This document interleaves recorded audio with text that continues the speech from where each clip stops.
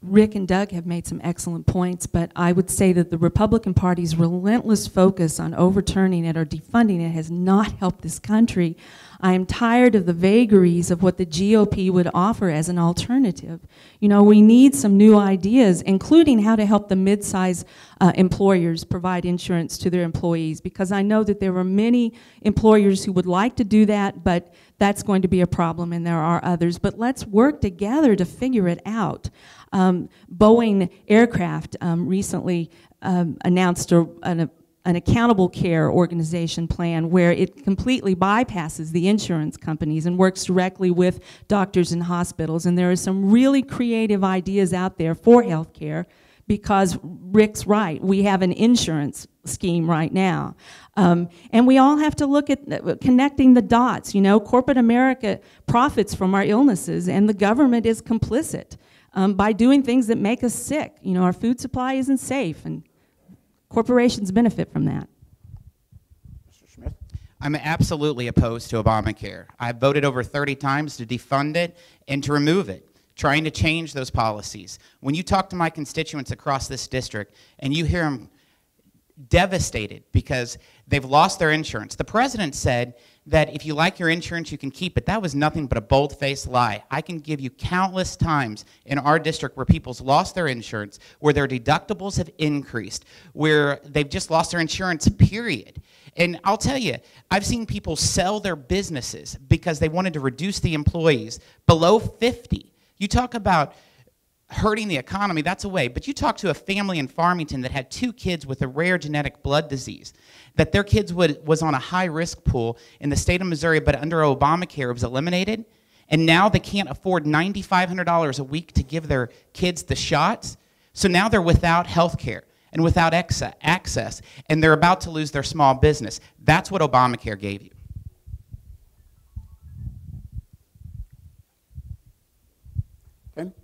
We'll now turn to our 6th question, and we're changing time and tenor here.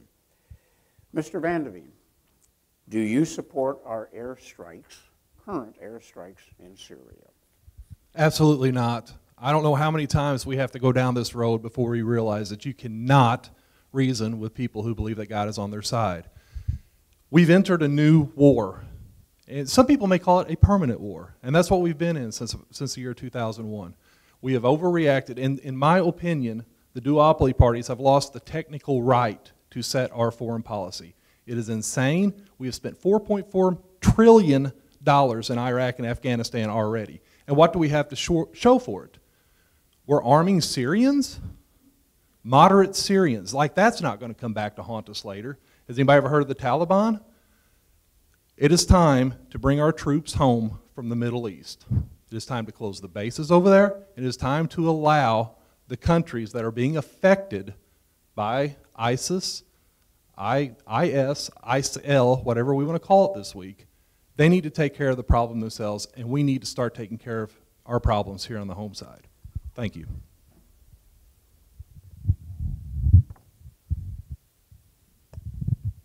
Mr. Ingram. Unfortunately, at this point in time, I think that we're going to have to go after ISIS because we created this monstrosity. That being said, the founders had some serious things to tell us about creating alliances with other nations. They thought that we should treat every nation as a friend and engage in commerce with them, but not to engage in entangling alliances with them. They saw the convulsions that the European countries were going through, and that's what really leads to these problems with like ISIS. We create these alliances. We send them. We just voted last week to fund another rebel group. We decide that we're going to ally ourselves with another group yet, and here, what happens?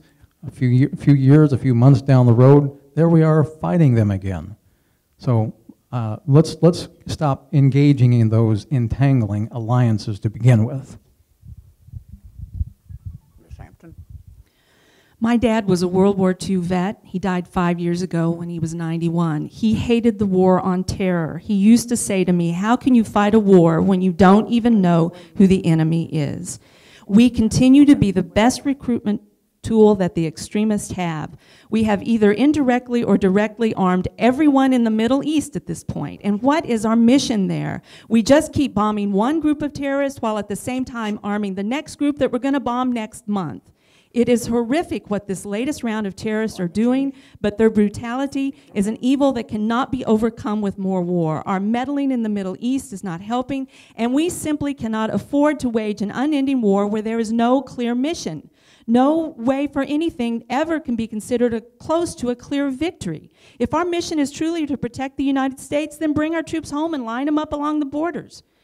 We can find the money to blow up infrastructure in other countries, but we can't find the money to build infrastructure in our own country. And where is the congressional outrage now that the president has taken this action on his own?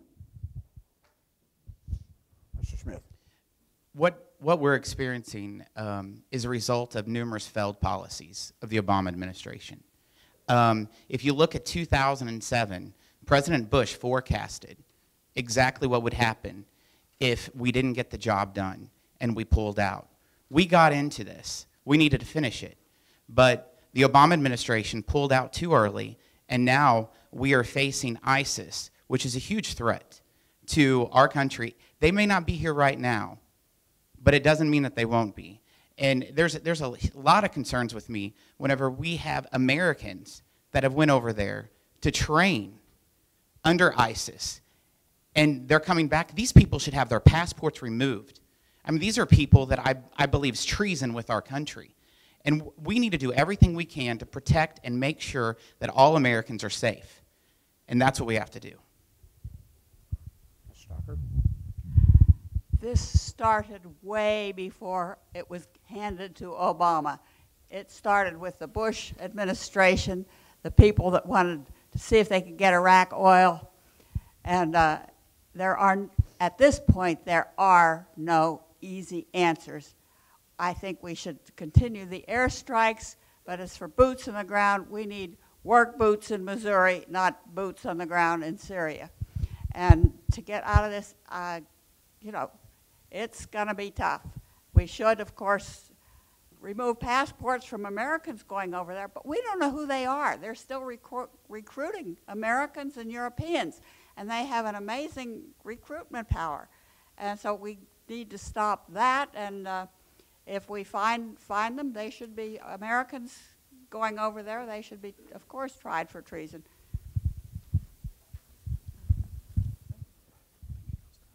We have time for one more question.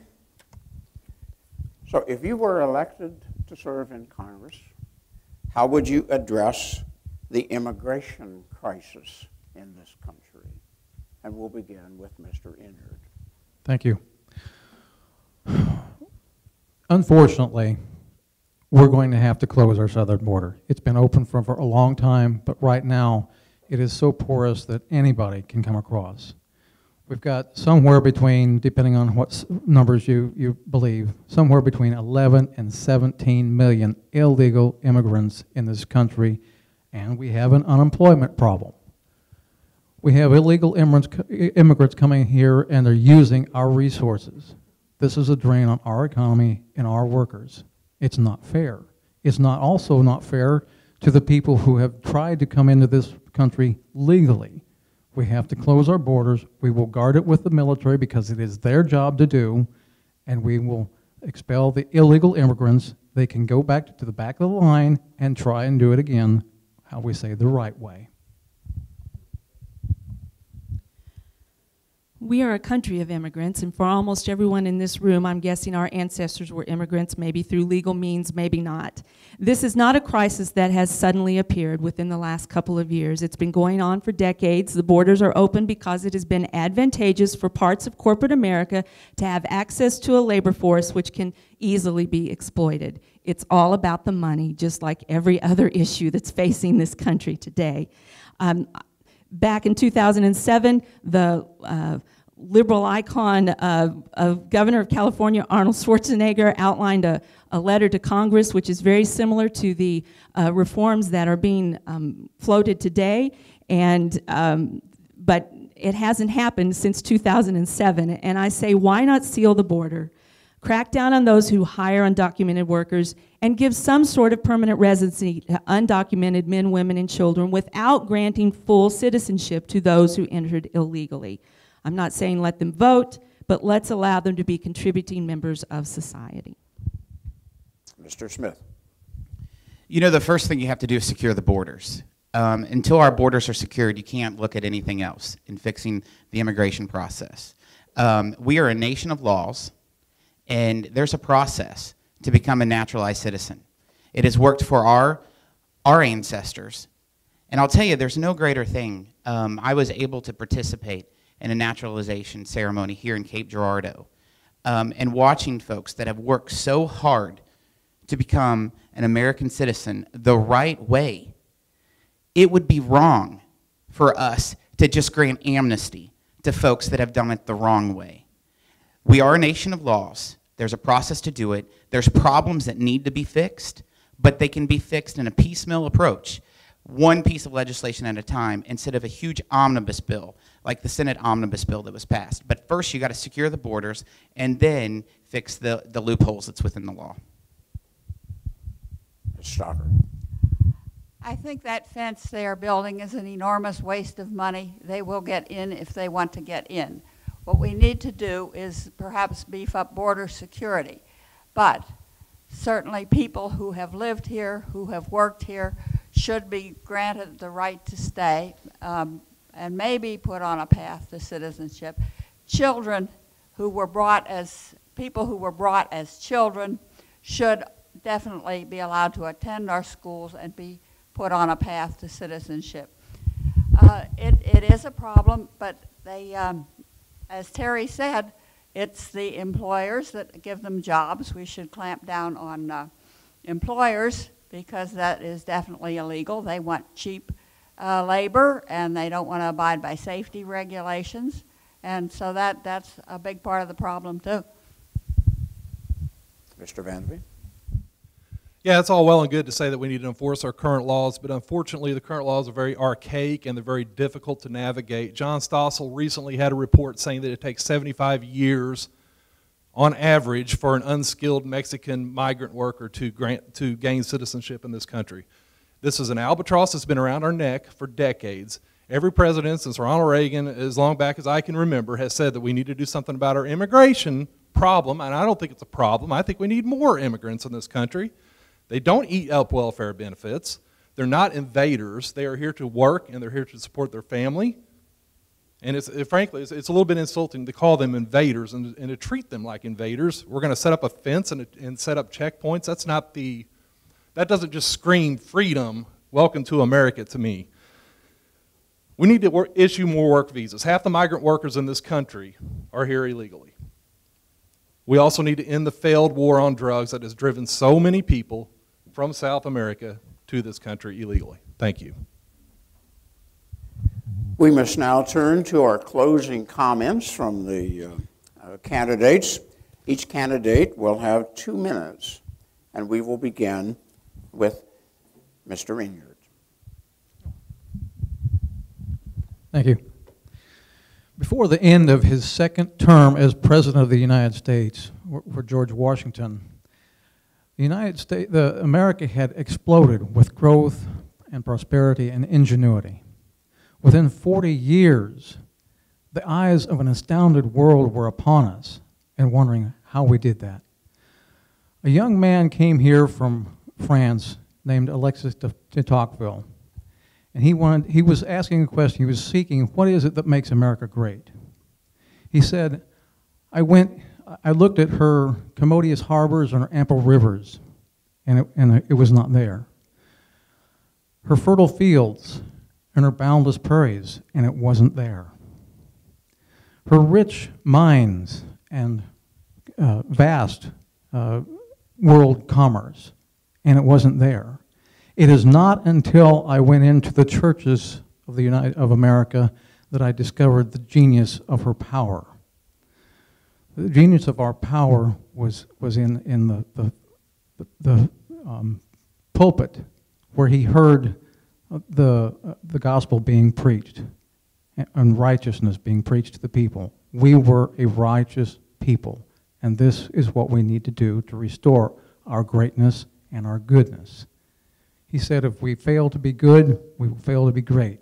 We can regain our goodness and our greatness. We can restore our republic. We can restore liberty. But what it's going to require is we, the people, are going to have to relearn our history, relearn our heritage, and reconnect with it, relearn the founders and what they said about the Constitution that they gave to us. And then we need to go to participate in our government. The founders always anticipated that we would be educated and participants in our government. Thank you. Ms. Hampton.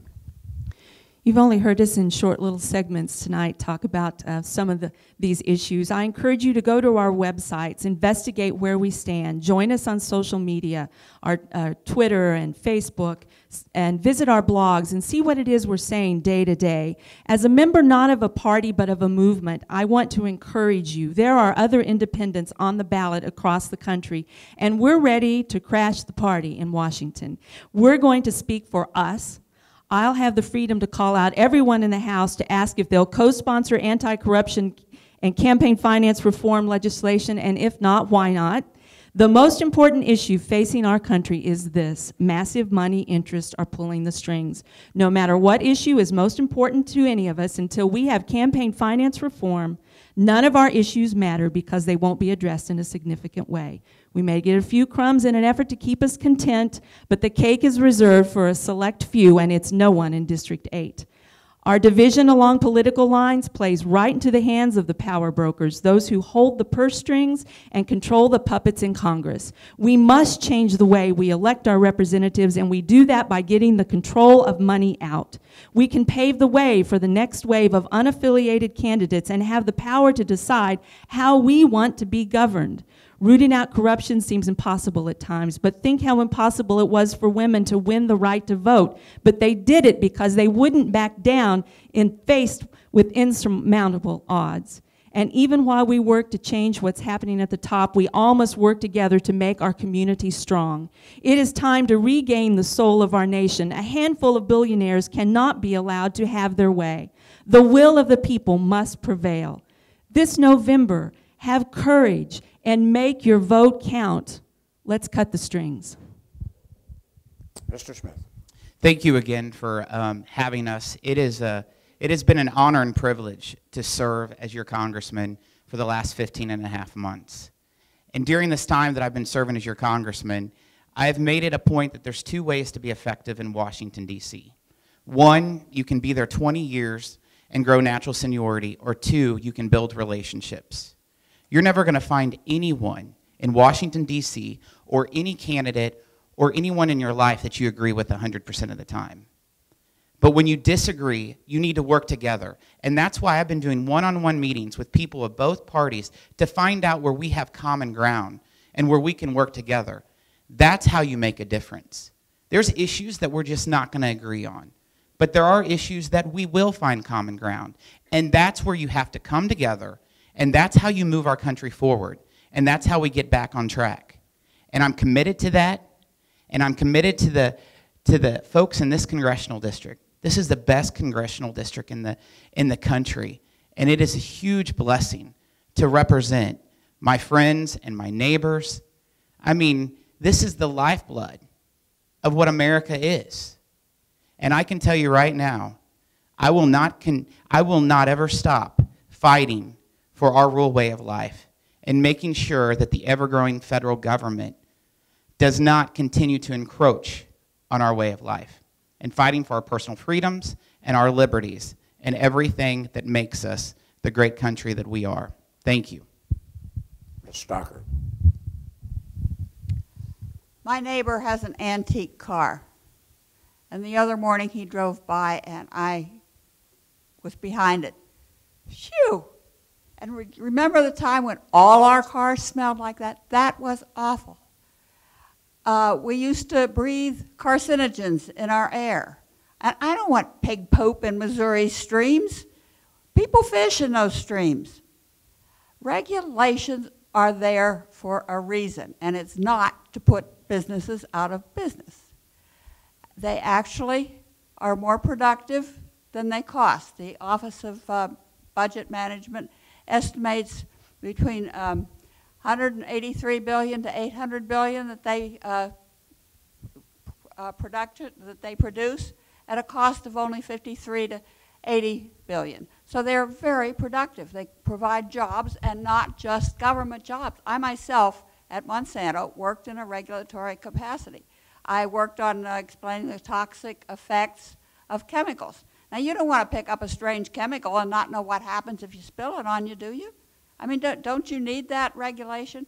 Aren't you thankful that you don't have to breathe carcinogens so much anymore? There was an 8-year-old girl in China who got lung cancer from breathing. I hate to call it air, but that is what happens.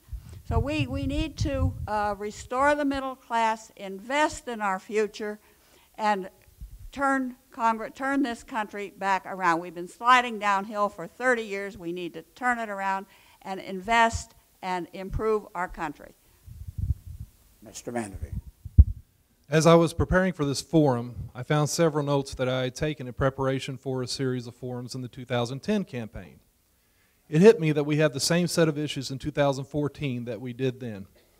Intervention in the Middle East, rampant cronyism, a working middle class that is being squeezed by rising prices, a complex tax code that no one can navigate or follow, the lack of manufacturing jobs, an expensive and over-regulated healthcare system, an aging and massive baby boomer population that is retiring and stressing an already overstressed Social Security program, archaic, unfair immigration laws, loss of privacy through NSA snooping, a loss of civil liberties due to the Patriot Act and the failed war on drugs, and the militarization of local police forces, just to name a few.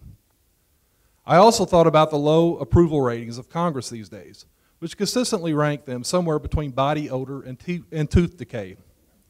Yet at least 90% of incumbents will be reelected. This does not make sense to me. Why do we keep doing the same thing over and over and expect different results? Obviously, it's not just those other voters incumbent that is the problem. The districts have been gerrymandered by the duopoly parties to the point that the incumbents do not have to worry about election results. When we receive enough votes, third parties serve as a notice to incumbents that they are being watched by the voters. And they must take that into account when they cast their legislative votes. After tonight, I hope that you consider voting Libertarian this year. I assure you that if you vote Libertarian, you will not sprout horns. It only feels kinky for a while, and you will get over it. Most importantly, you won't have to feel ashamed that you helped elect a politician who is contributing to our problems. Thank you. I believe all of us here this evening owe a great deal of thanks to all of the candidates for the 8th Congressional District, and I think we should show that with a solid round of applause.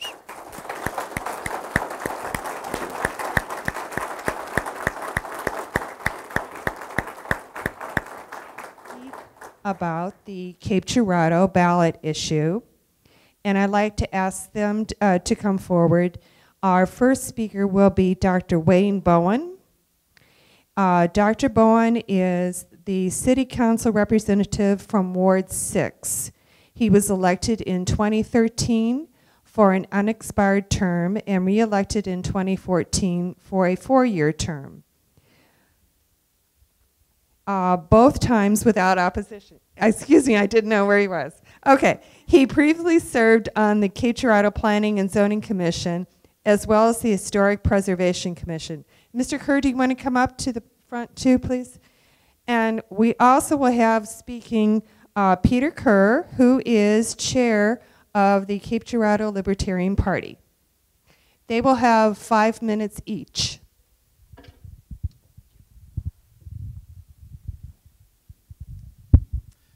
Thanks to the League of Women Voters, to KRCU, and to Southeast Missourian, and everyone who's here for this discussion. November 4th, the fire sales tax renewal is the last question for voters in the city of Cape Girardeau. It is last on the ballot, but I hope that everyone here will make a yes for it as their first vote they take. This is not a new tax. It's not a tax increase. It just renews what is in place. there's no more important service that a city provides than public safety. So maintaining this tax is critical to maintain our current services, to replace outdated equipment, and to update facilities. And as a historian, I'm going to give you some history. In June of 2004, voters approved this tax with 80% of the vote. For 10 years, the city of Cape Girardeau has kept its promise to voters to spend 100% of this tax on the fire department. For pumper trucks, ladder trucks, breathing apparatus, a new fire station 3, and an emergency operations center, among other expenditures. There's full financial reports down to the last dollar on the city's website. I encourage you to look there. Because of the fire sales tax, the city also is able to use general revenue for the police department to provide police cars, firearms, protective equipment, and other necessary facilities. There's the same plan this time. 100% of the funds are for the fire department. But the city will be able to commit additional revenue, including replacing our 40-year-old crumbling police station for our police department. Now, when's the last time a government at any level kept its promise for 10 years in a row? I think it's pretty remarkable. Now, our fire department has been strengthened over the last decade. It's essential to public safety in our growing community, and I hope you agree. There are questions worth asking about the fire department. Can we be more efficient and spend less money? Most of our larger fire trucks actually are bought used, saving taxpayers tens of thousands of dollars per purchase, still getting high-quality equipment. Sometimes, however, less is not more. A 5 to 10-year-old fire truck, well-maintained, is a good value. A 20 to 30-year-old fire truck, which is the situation we were in 2004, is perhaps not as good a value. Some have also asked why we pay firefighters at night when there are very few calls. When you need firefighters, you need them immediately. Some nights are quiet, but others they run from dusk to dawn. And compare the timelines. The response time for about 85% of our calls is 6 minutes or less. That's from when they get the 911 call to when they're at the location where they're needed. Now, if we had only one station staffed at night instead of 4, if we had partial crews with volunteers, as is done elsewhere, that time could easily stretch to 20 to 30 minutes, even more. Just ask yourself, how long would it take you to get from your house to Fire Station 1 on Sprigg Street if I called you at 2 a.m. tonight? If your family member has a heart attack, or a kitchen fire starts in your home, or you get hit by a semi on I-55, how long are you willing to wait for help? I would suggest that 6 minutes sounds a lot better than 30 or 40. Also, why do firefighters respond with a full crew? Just send paramedics on medical calls or one truck if there's a trash fire. Well, sure, if everyone who made a 911 call provided full and complete information, we could do that. But think about that famous commercial. Help, I've fallen and I can't get up. If you were the one answering that call and that was all you heard before the line went dead, what should you send? An ambulance? One truck? The fire chief and his SUV? Has the woman fallen in her front yard and with a broken ankle? Did she tumble into a pit at a construction site? Is her house on fire and she fell trying to climb out of her upper window? Is she the only victim? How would you know? We don't know a significant percentage of the time. A call can also quickly change. A minor traffic accident can turn into a major disaster if the truck that hit you had hazardous chemicals in it. A small fire can turn into a large one in seconds, given the right conditions. And schools that have 50 false alarms in a year can also have actual fires, as we've seen in Cape Girardeau. So isn't it better to bring your best equipment and your full team from the start? When just in case is a matter of life or death, it's an easy choice. Now, in Iraq, I never fired my M16. I qualified with it, I took it on every patrol, and I cleaned it every day. Wasn't that smarter than leaving it on base or in the weapons rack or somewhere back in the United States, since I probably wouldn't need it? I might not need it that particular day. Let's follow the Boy Scout motto and be prepared so that on every call, the firefighter has everything they could possibly need. It's worth the risk of losing lives and property to save, rather than trying to save money on tire treads and fuel. So Cape Girardeau, support our fire department and your firefighters. They work every day and every night to keep us safe, to serve with honor, and are there when we need them. So please join me in being there for them. Continue the fire sales tax on November 4th. Thank you.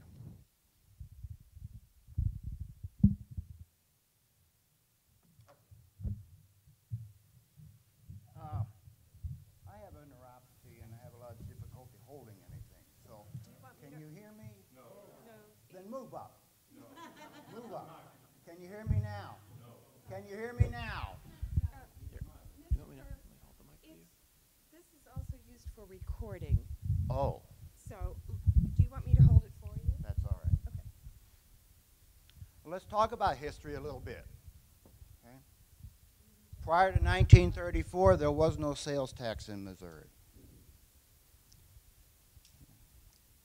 because of the loss of revenues in terms of income taxes and property taxes, the state of Missouri and many other states, most other states, adopted a sales tax. Prior to 1969, there was no sales tax in the city of Cape. There were no local sales taxes. In 1969, they were permitted to have a 1% sales tax. What is it today? It's over, the local part is over 3%. Now, I visited the fire station over on Curry Lane, and it's in good shape, but it does not meet today's standards in terms of the type of equipment that we have. So I have no problem.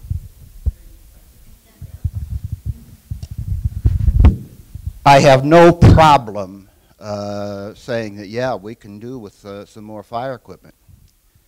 But if you look at the capital budgeting of the city, the fire station Curry Lane is, they want to relocate it from Curry Lane to a place on Lexington for $2.9 million. Now, it's not clear how these budget machinations work. I know of one instance where $10,000 was taken from the police department to build a toilet in Arena Park. So these kinds of things happen. But beyond that, there's the police station that some people are talking about. Okay. And beyond that, there are 3 more fire stations that the city wants to build. One in the north, one in the west, one is in the south. There's been no discussion of that. Okay. What are the chances that we're ever going to see a sunset law in effect? I didn't have a chance to investigate the original sales tax in Missouri and passed in 1934, but dollars to donuts, there was a sunset law on that. As soon as the economy recovers, as soon as the income revenues pick up, as soon as property values go up, then we'll get rid of it. Do we ever get rid of any of these taxes? No. We see a constant ratcheting up. If we took the state of Illinois' property tax and combined it with the Cape and Cape County property tax, we'd have a sales tax of 10%. There's no containing the avarice of any level of government. Okay. Now, the question is, do we need these things? And if we do, how are we going to pay for it? Sales tax may not be the best way to do it. On a quid pro quo basis, if we really need new fire stations or something like that, well, or fire stations, or police, but particularly fire stations, perhaps a property tax would be better. Okay. The people who have property see a real dollar benefit to improve fire protection through lower insurance premiums. Okay. But if we were to raise sales taxes, and by the way, Cape's sales tax is already greater than everyone else's in the area except for Perryville. What will happen if we, Dr. Bowen said that it's not a tax increase, but when we're facing a sunset law, it is in fact a tax increase because it is supposed to go down now. What happens to local retailers when we keep sales taxes up? Lose sales to other municipalities, and Cape Girardeau has the highest rate in the neighborhood. It's matched only by Perryville. And needless to say, many of us now make purchases on the internet to the detriment of local retailers. Now, extending